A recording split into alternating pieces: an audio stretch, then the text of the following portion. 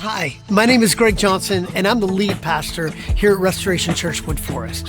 At Restoration, our mission is to help people encounter, embrace, and embody the way of Jesus.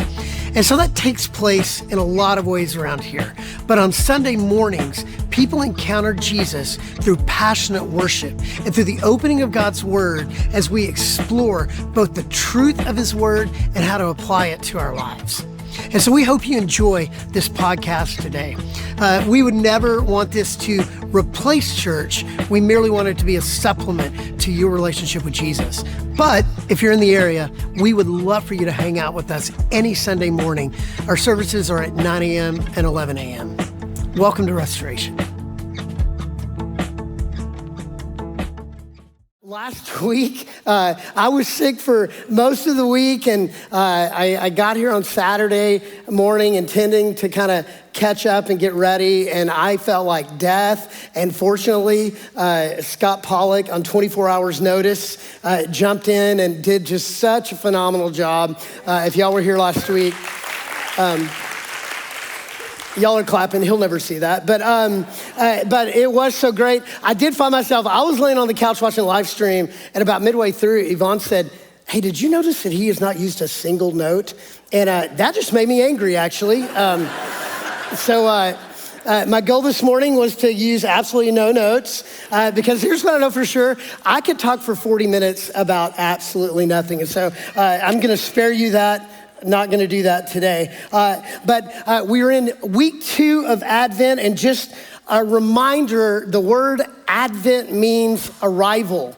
And so every time this year, on the 4 weeks leading up to Christmas Eve, we walk through this season that we call Advent, this season of arrival. And we are preparing our hearts to celebrate the arrival of Jesus, which will culminate on Christmas Eve.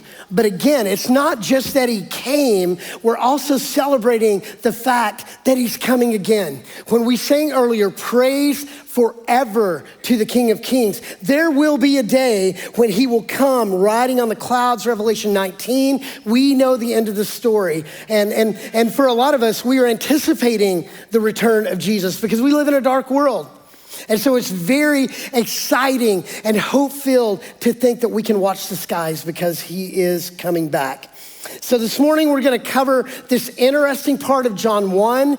Scott told you last week, but let me remind you, over the course of these 4 weeks, culminating on Christmas Eve, we're walking through the first chapter of John, the first 18 verses. If you have your Bibles, you can turn there. For some of you, you've been away for a couple of weeks and you're like, what? We're not in Matthew? I'm not sure what to do.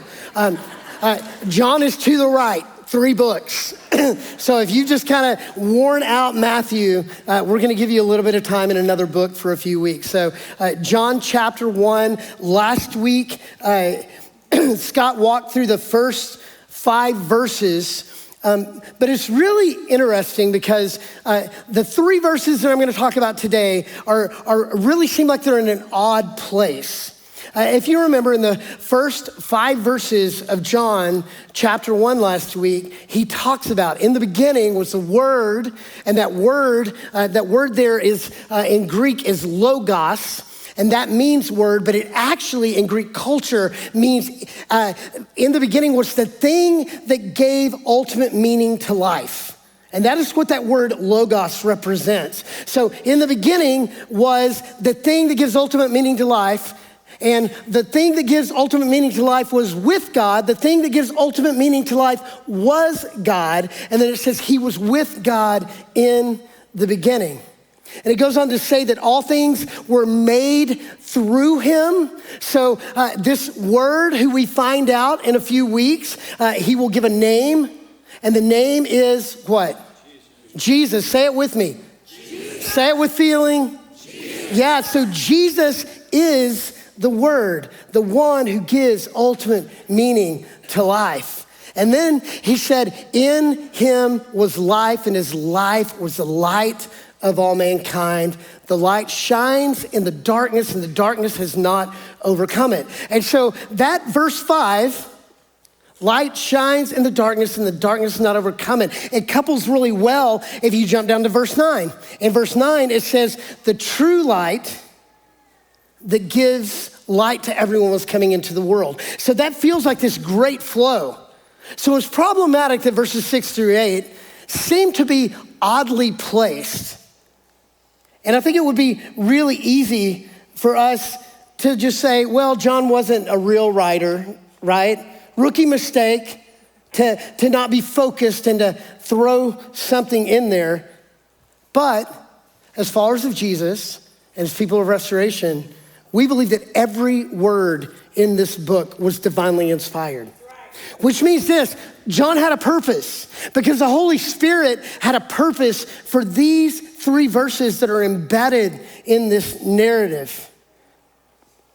So that means we gotta lean into it. We gotta lean in order to determine why he was introduced in what seems such a clunky way. And so if we were viewing this as a script, it would be easy to view John the Baptist as the best supporting actor. But here's how I want us to look at it, because that's not untrue, but based on how John the Baptist speaks of himself, I think we should view him more like a spotlight operator. So think about what a spotlight operator does. If you're a spotlight operator, nobody knows your name. No one claps for you or even ever sees your face. However, he is completely indispensable because without him, the one in the spotlight would just disappear into the darkness. The spotlight's operator job is not to be seen, but to make sure the right person is. So think about it. When we think about our tech team here at Restoration, what do? Well, there's audio so that you can hear. So you're benefiting today from being able to hear, the lighting so that you can see, the words up on the screen so that you can sing. And think about it. The only time you ever notice them is if they do something wrong, right? If there's feedback, immediately everybody goes and looks to the back of the room, right? If the lyrics aren't keeping up, what are you doing? You're like, hey, what is that guy doing back there? Is he eating? Is he not paying attention? Right? So the only time we tend to notice our team, who by the way, does a phenomenal job.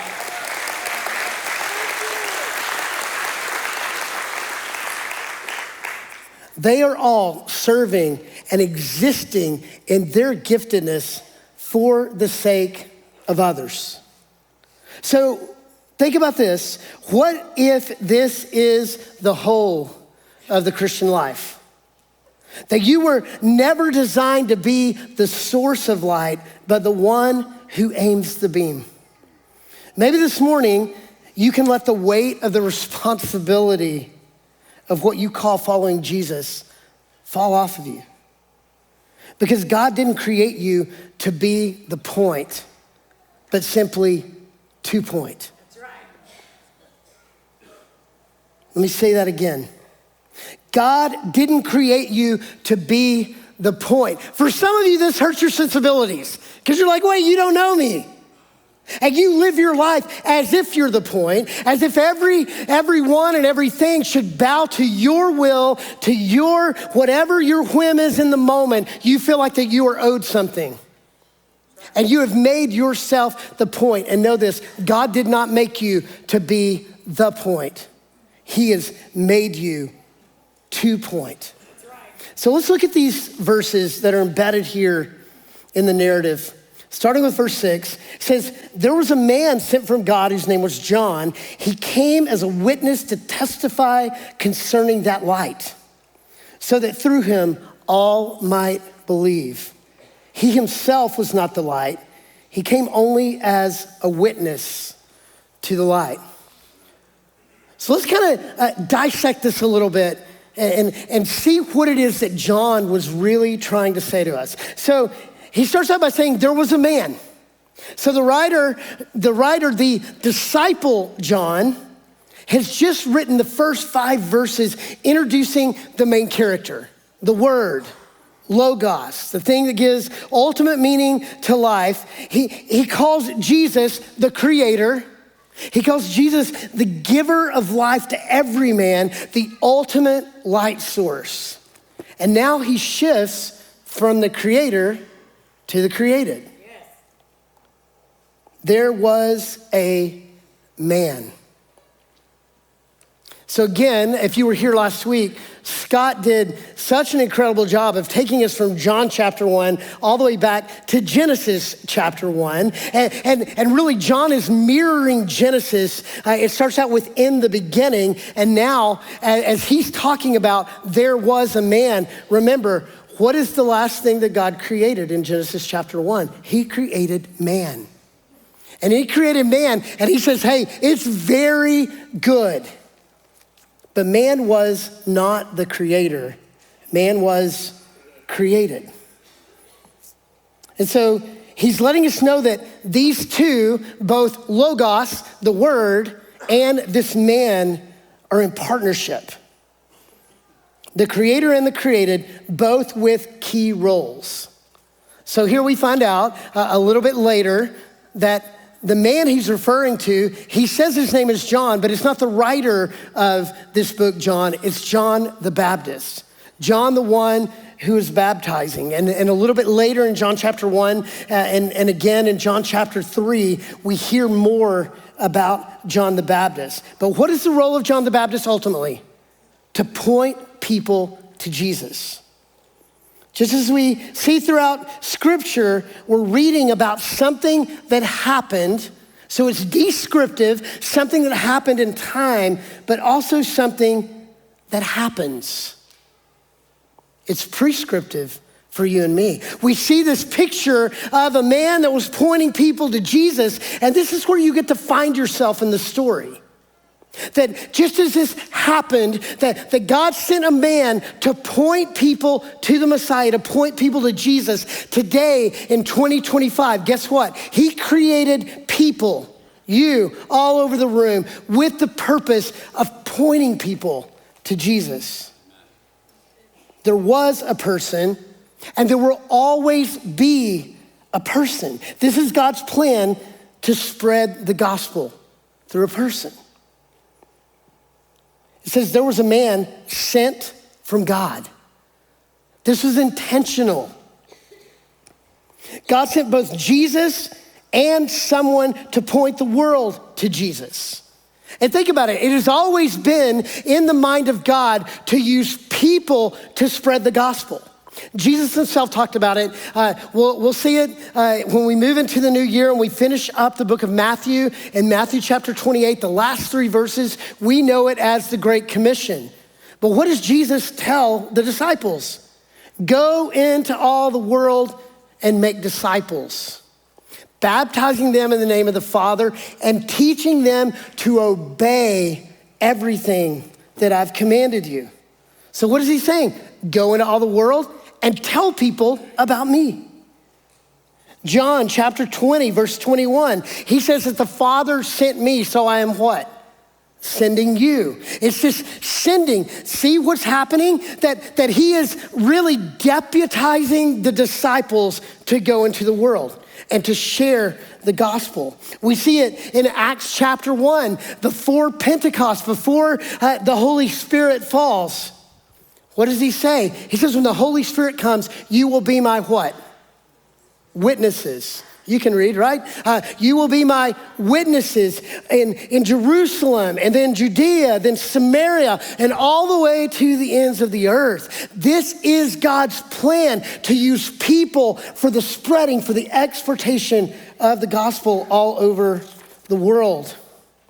He said to Paul in Acts chapter 22, verse 21, go, for I will send you far away to the Gentiles. So God's plan for the world was and is to use you and me to be a spotlight for Jesus, to highlight who he is and what he has done and what he is doing in the world. So a really cool moment happened recently in November, First Wednesday, which, by the way, if you don't come to First Wednesday, I'm not sure why. It is so incredibly powerful. And what we have seen, a trend that's happening on First Wednesdays, and it's happened, I think, 3 times this year, that you would think First Wednesday, it's a prayer and worship service. So who shows up to a prayer and worship service?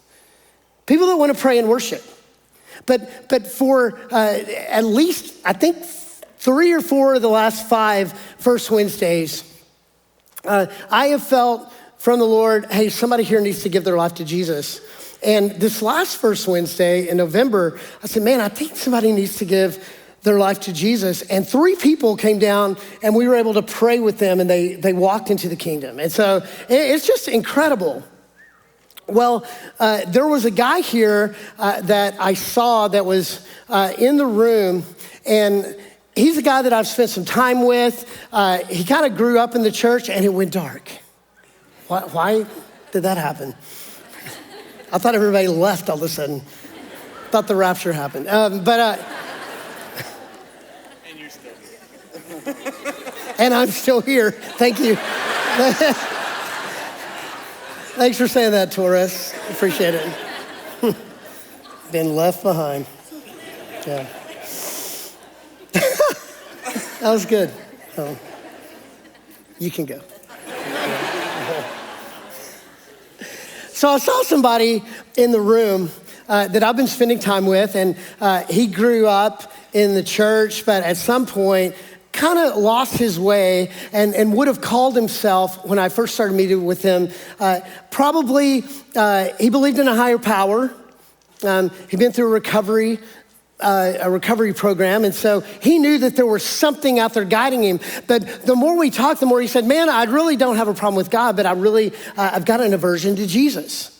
And so after the service, I had seen him in the service, and I was talking to somebody, and I saw he and his fiance leaving, and I just felt my heart started beating, and I'm like, I'm supposed to go talk to him. And so as I'm walking to the back of the room, I felt Jesus say, tell him I'm coming for him.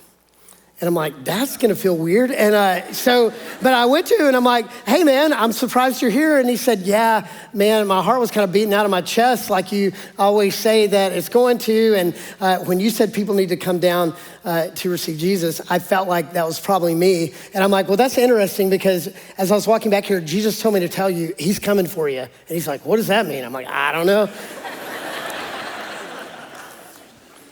But I found out, because a few nights later, he went to a Bible study for the first time at Rod Sled's house. And so Rod hosts a group of men on Sunday nights, is that right? Monday nights. And so before he got there, another guy showed up, I think for the first time. And when he got there, he had this study Bible, and he handed it to Rod, and he said, hey, this has been laying around at my house. I thought you might be able to use it. Rod's like, well, I have a lot of Bibles. He's thinking that in his mind. I don't know what I would do with it. So he kind of set it aside and said, thanks, man.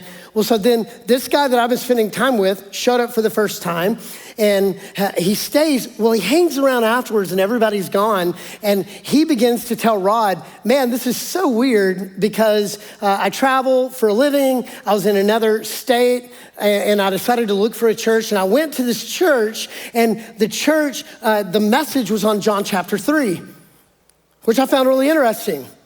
Tonight I show up and we're talking about John chapter 3. I thought that was odd. And so Rod tells him something to the effect that he'd heard a pastor once say, if you can only go to one chapter, one section of the Bible, if you're only gonna read one, read John chapter 3. And he tells him that. He's like, wow, man, that's powerful. He's like, someday I wanna get a Bible. I need to get a Bible so that I can learn that. And Rod said, you can have this one. He's like, I can have the Bible? He goes, yeah, the other guy that was here for the first time brought it for you. He said, brought it for me? He goes, yeah, apparently. He brought it for you. And he's like, man, this is blowing my mind. And then Rod said these words, he's coming for you.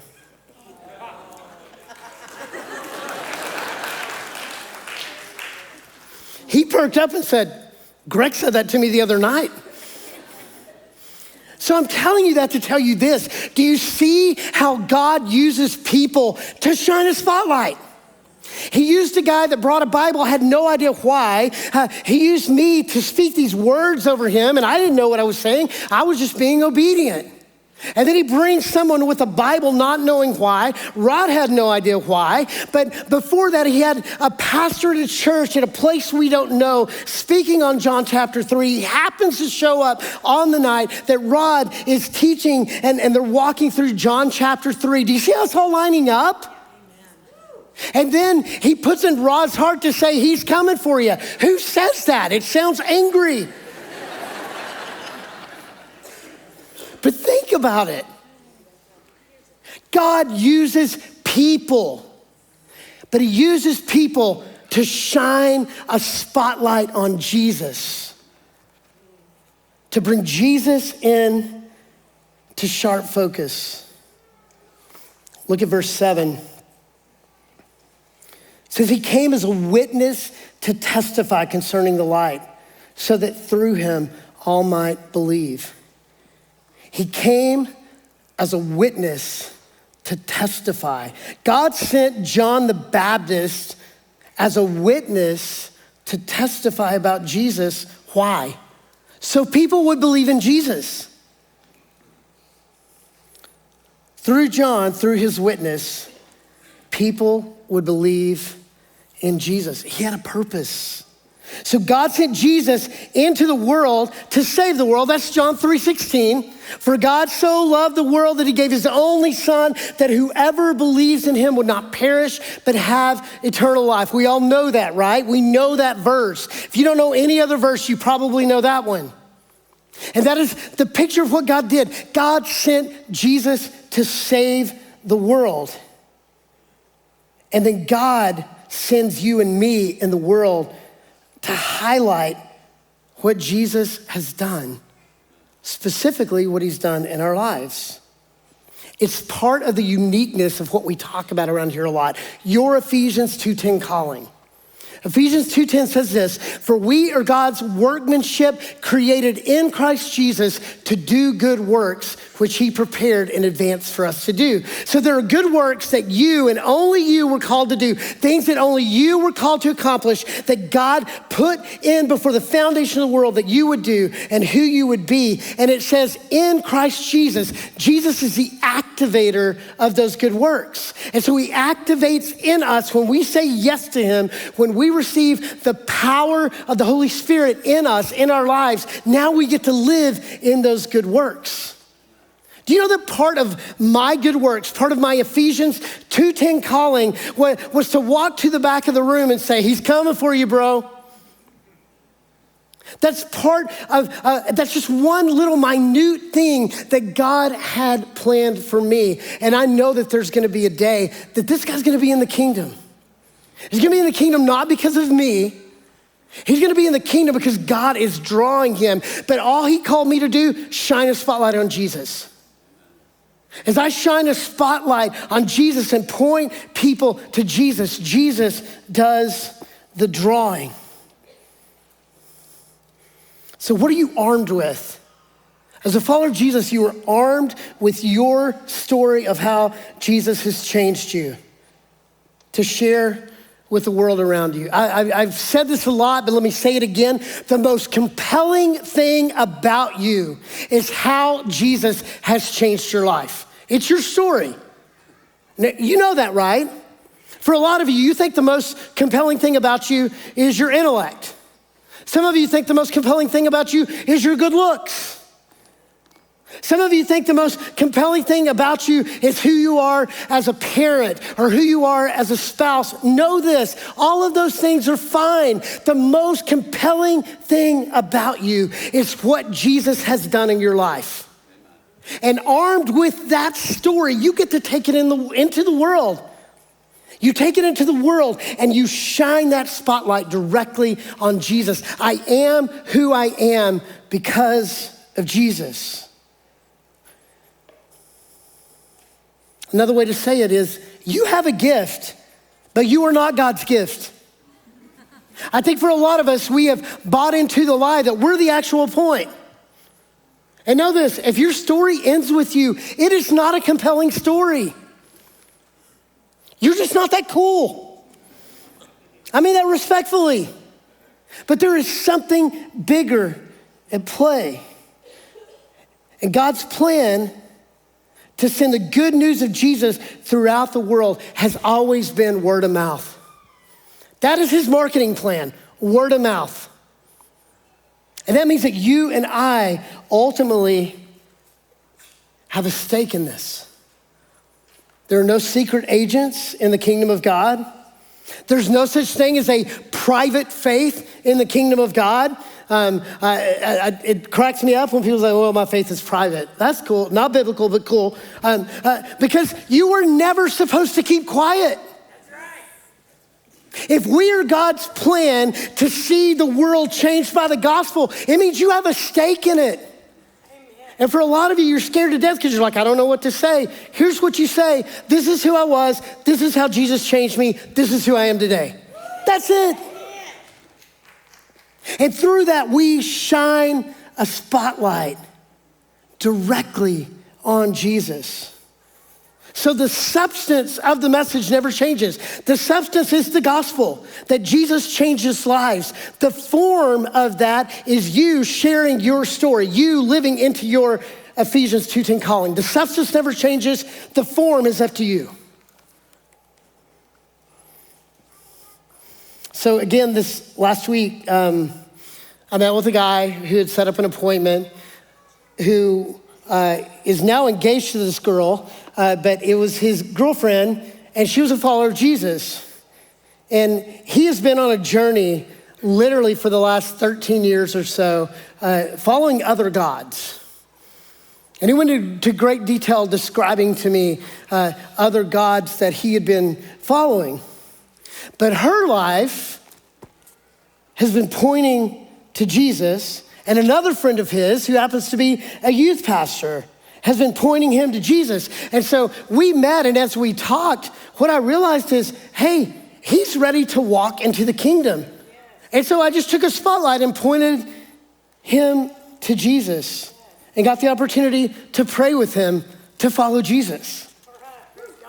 And so 3 people, none of us the hero, all pointing to the hero. And now as a result, this guy's walking in the kingdom. How cool is that? And again, I get zero credit for that. There are other people that invested so much time, so much energy in showing him who Jesus is, in walking with him as being kingdom people. And I got the privilege of just saying, hey, why don't we pray together?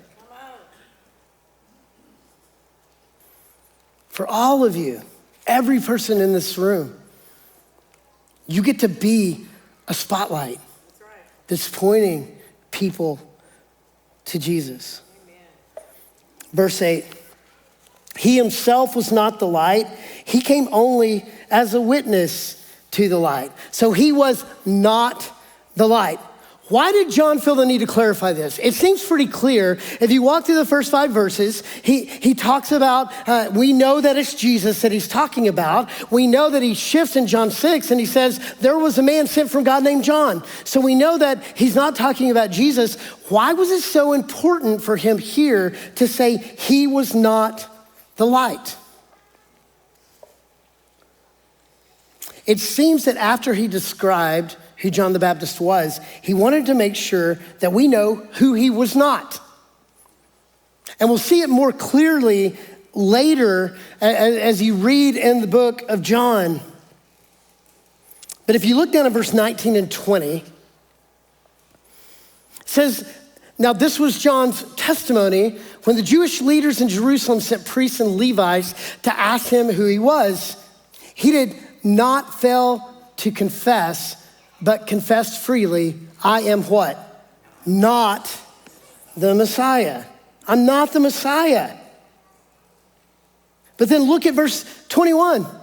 Then they asked him, then who are you? Are you Elijah? So a lot of people, because he was in the wilderness eating locust and wild honey, he was a beast of a man, and everyone said, this is Elijah who has returned. Because remember, Elijah, chariot of fire, went to heaven, never died. He just kind of disappeared, and so they're like, Elijah's back. And so they asked him, are you Elijah? What was his response?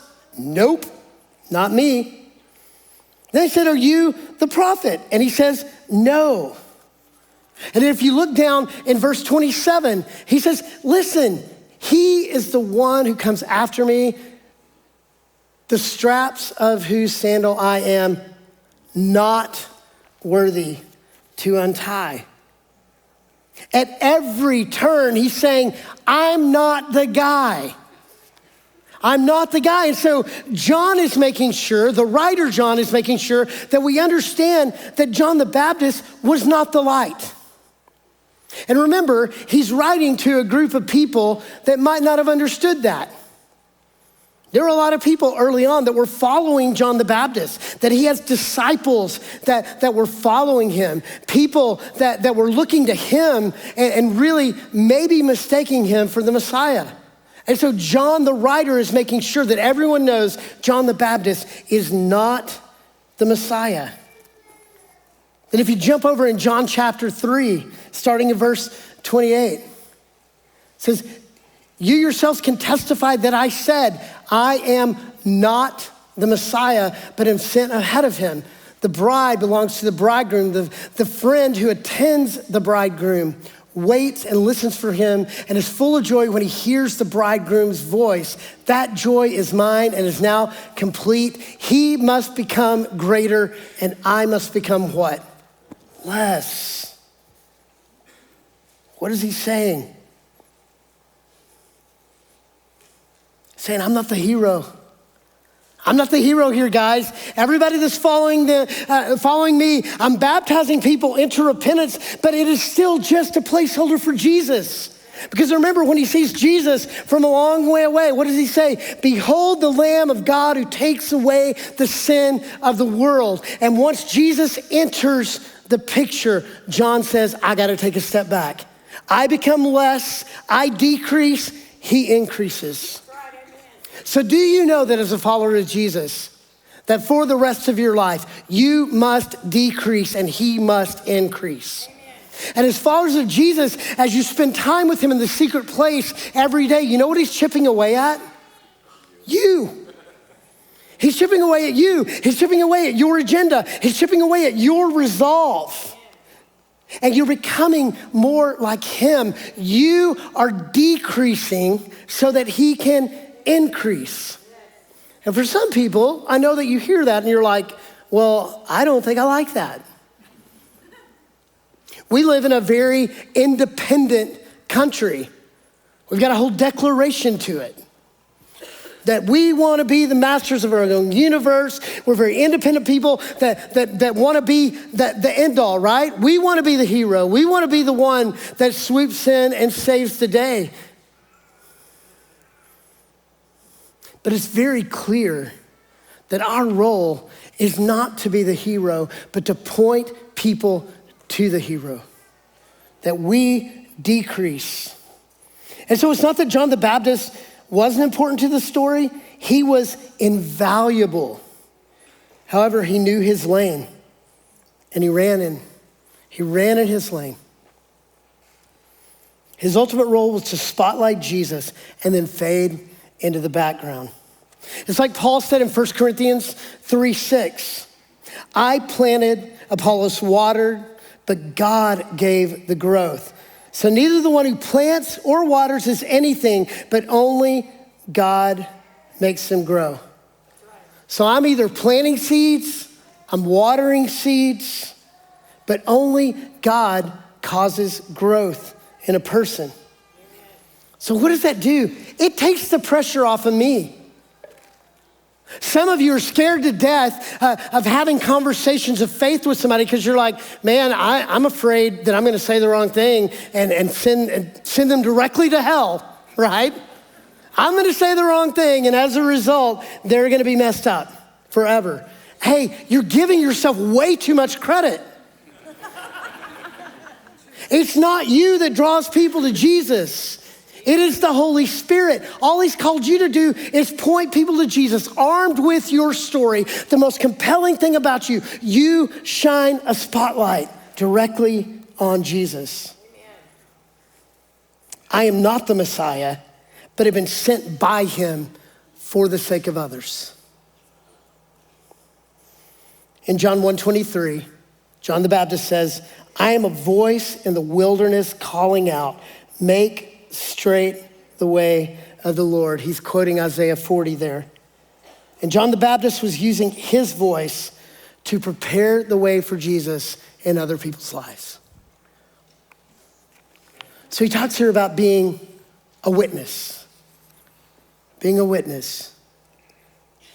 So what is your role as giving witness to Jesus? How does this practically happen? Well, there's 4 things that I want you to think about. If you're taking notes, write these down. Maybe you want to snap a picture up on the screen.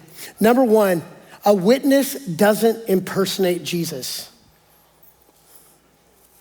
You don't impersonate Jesus, because if you're impersonating Jesus, then you have a savior complex.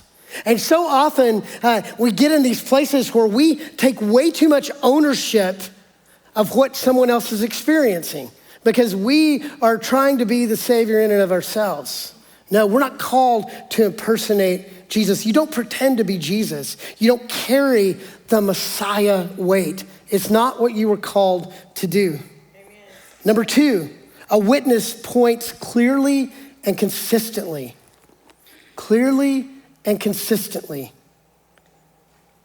You're directing people's attention to the light. That's what you do.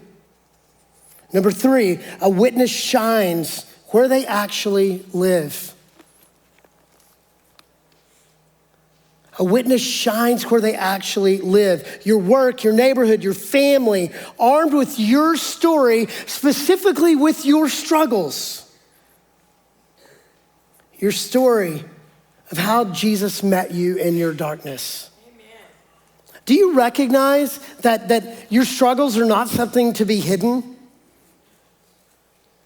Man, the church has done a horrible job of showing people how to actually live an authentic faith. Because here's an authentic faith. Just know this, for the rest of your life, take this down, write this down. You're broken. And it's not that in Jesus you're suddenly all put back together. You're just forgiven. That's right. And we can look at it, and you know this, because for a lot of you want to give this air that you've got it all together. And so you show up in the lobby and you walk in and people say, how are you doing? Great. So good. But in reality, you had a fight with your wife on the way to church and you are no longer speaking. And if it's not that, there's something else going on in your life. You're battling anxiety, you're battling fear. Who would be calling me right now? Seriously, I'm working here.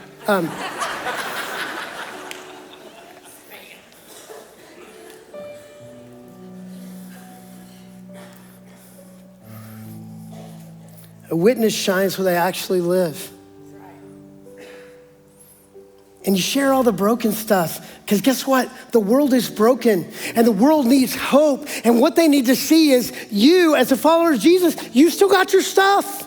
And you're on a journey, and again, every day, Jesus is chipping away at you. And that's what the world needs to hear, that you're a real person, and the only reason that you are living, breathing, moving, and the only reason you have hope is not because of your will to be better, it's because of Jesus. That's right. Come on. And that is how witness is as a spotlight, shining light on Jesus. Number 4, a witness rests in what only God can do. You can share, you can point, but only God gives light. That's right. You can plant seeds, you can water, but you don't change hearts. You couldn't if you tried. Only Jesus. So take a deep breath and know your role as one who is sent to share, sent to point people to Jesus. So just like John the Baptist, you are not the light, but you do carry the beam. So aim it where it belongs, on Jesus. Don't aim it at you. Again, you're behind the spotlight and you're aiming the spotlight directly at Jesus for the sake of others. It's what you were made for. And again, the substance is the gospel. The substance is Jesus. The form is you, armed with your story of how Jesus has changed you. And if you'll let him, God will use you to spotlight Jesus in the world around you. So a few nights ago on First Wednesday, we had 600 of these little votive cameras, candles that were all over the altar and on some tables around the sides of the room. And the question was, who do you know that needs to know Jesus? And so I asked you, pray, ask God to reveal to you who that is. And then when you're ready, with their name and their face in your mind, come and light a candle. And so we had over 500 candles lit in the room. 500 candles that represented 500 people that you said need to know Jesus. And so I know in a room like this, how many of you were at First Wednesday a few nights ago? Yeah, so maybe a third of the room. And what that means is 2/3 of the room, there are more people. There are more people that desperately need hope this time of year, that desperately need freedom this time of year, and you get the opportunity, armed with your story, to shine a spotlight on Jesus. It was John the Baptist's role, but guess what? It's your role. It's my role to show that we are not the point, but we get to point.